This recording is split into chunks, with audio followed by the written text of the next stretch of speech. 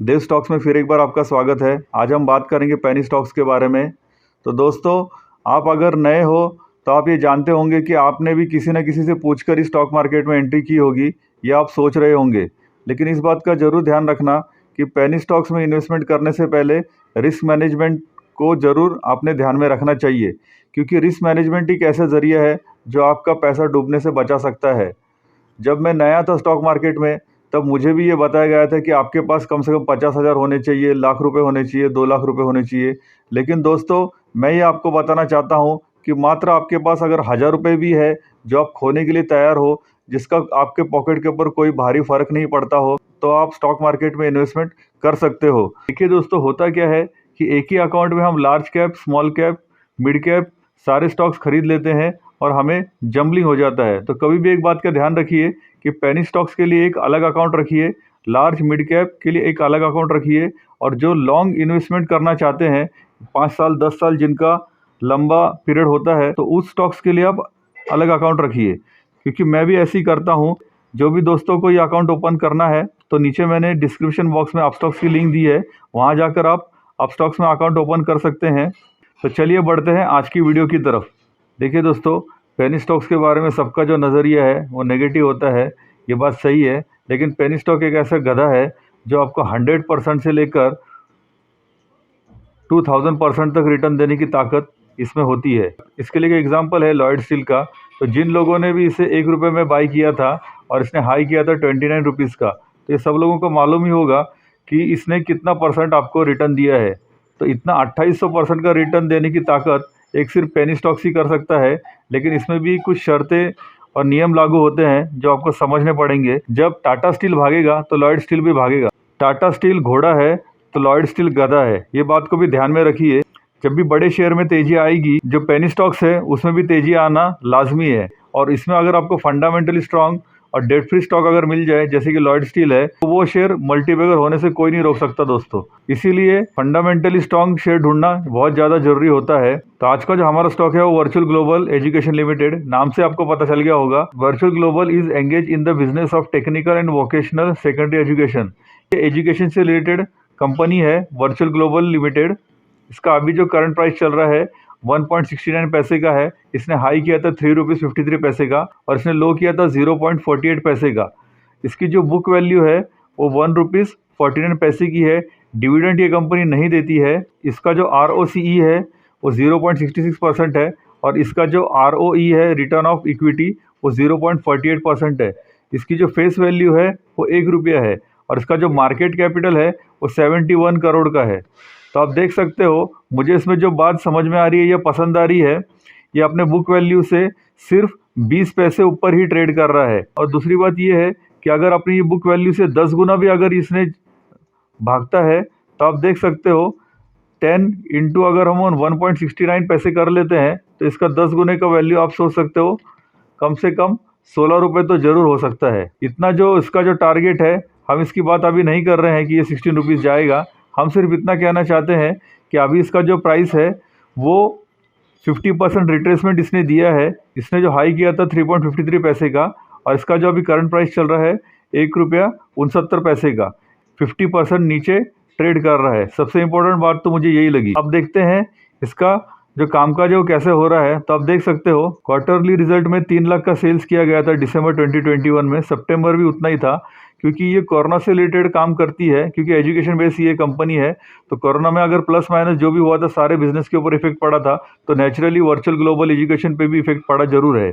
Expenses जरूर कम हुए हैं, 0.11 है इसका प्रॉफिट बिफोर टैक्स, और नेट प्रॉफिट भी इसका 0.11 ही है।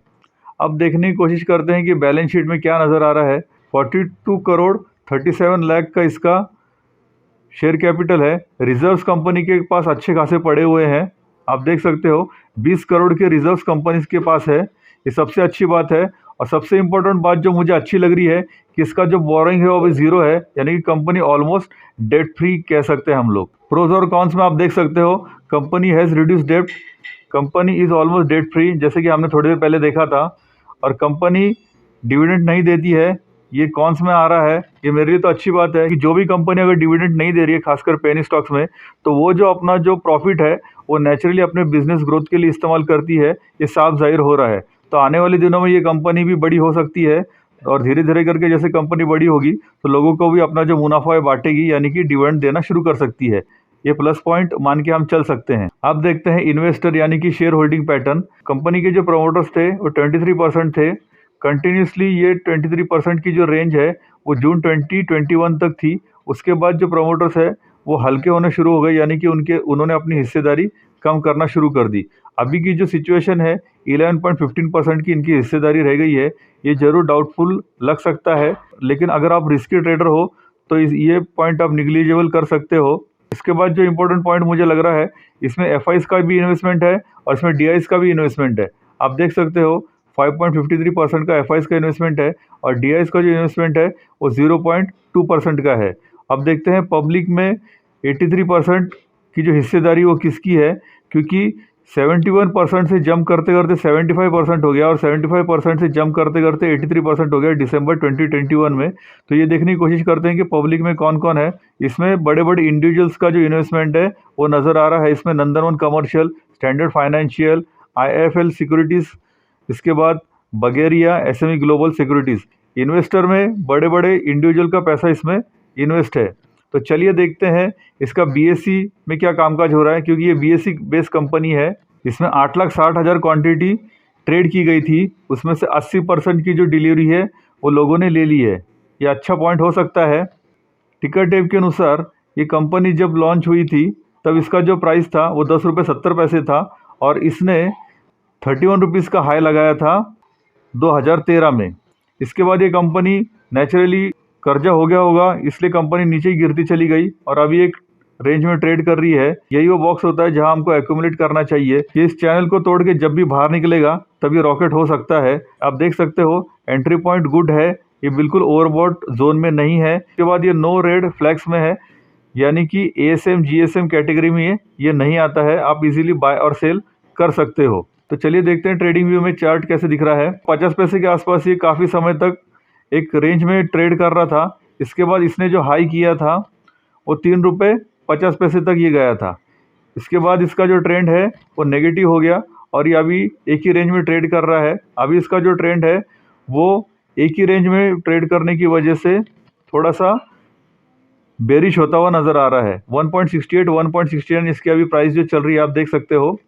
अब यहाँ पे मैंने फिबोनाची रिट्रेसमेंट लगाया हुआ है। तो आप क्या कीजिए दोस्तों, अगर आपको इस शेयर को बाय करना है तो आप इस प्राइस में 25% का इन्वेस्टमेंट कर दीजिए।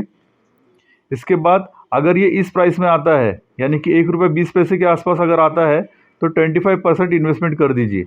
इससे क्या होगा, अगर ये नीचे भी गिरता है तो आपको एवरेज कर सकते हो और अगर ये ऊपर जाता है तो ये 25% आपको मुनाफा बांध देगा। अगर आप रिस्की ट्रेडर हो तो आप अभी भी इन्वेस्टमेंट कर सकते हो। इसका जो प्राइस हमको जो नज़र आ रहा है वो 1.69 का है। लेकिन अगर आप मेरी तरह इन्वेस्टर हो जो थोड़ा थोड़ा बाय करना जानते हो और अपनी जो कैपिटल है उसे बचाना चाहते हो, तो आप क्या कीजिए 1.69 पैसे को आप थोड़ा सा बाई कीजिए। उसके बाद आप 1.20 पैसे को बाई कीजिए ताकि आपका एवरेज बना रहे और आपकी रिस्क जो है वो कम हो जाएगी। तो चलिए दोस्तों, वर्चुअल ग्लोबल एजुकेशन लिमिटेड ये अच्छा शेयर है, नो डाउट एजुकेशन बेस्ड ये कंपनी है, तो आप भी इसमें इन्वेस्टमेंट कर सकते हो। मार्केट अभी बुलिश ट्रेंड में नज़र आ रहा है। कल ही मार्केट ने 18,000 निफ्टी ने टच किया था। तो आप भी इस बात को ध्यान रखिए कि मार्केट अभी बाउंस बैक कर सकता है। तो मई महीने के बाद हम देख सकते हैं कि मार्केट और बुलिश ट्रेंड में आ सकता है। अगर आपको ये वीडियो अच्छा लगा होगा तो शेयर और लाइक कीजिए ताकि ये जानकारी अपने दोस्तों के पास पहुंच सके। तो चलिए मिलते हैं ऐसी वीडियो के साथ, तब तक बाय बाय, टेक केयर, जय हिंद, जय भारत।